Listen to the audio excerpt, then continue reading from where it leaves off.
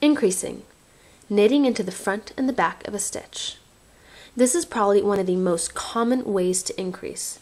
It's also commonly referred to as a bar increase, because when you increase by knitting into the front and the back of a stitch, it creates a small bar.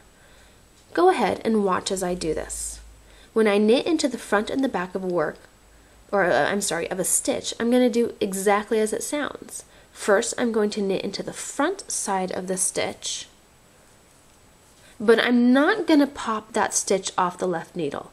Instead, I'm going to pull my right needle out a little bit. I'm going to bring it around to the back of my left needle, and I'm going to knit into the back side of that stitch. You see how I'm doing this? I'm going to wrap that yarn around, pull that strand through, and now I can pop that stitch clean off the left needle. Now if you look, you can see that little bar right above my left thumb going horizontal across the loop. Do you see that? Look at yours closely. Alright, let's do this again. Here we go. To knit into the front and the back of a stitch, first knit through the front half of the stitch, just like you're knitting normally, but don't pull that stitch off the left needle. Bring your right needle around to the back side of the left needle and knit into the back of the work.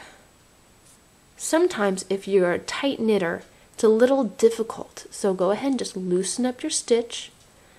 Now look, my right needle is on the back side of my left needle, knitting through the back of the loop. Here we go. Pull the strand through, and now I can pop that stitch off. And where there used to be one stitch, there is now two. Let's do it one more time. Here we go.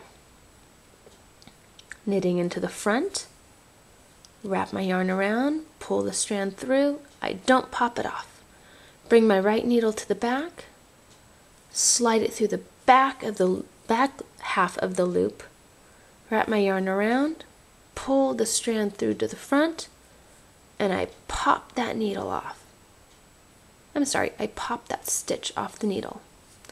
There you go. Keep practicing. Once again, this will cause your work to slant to the right.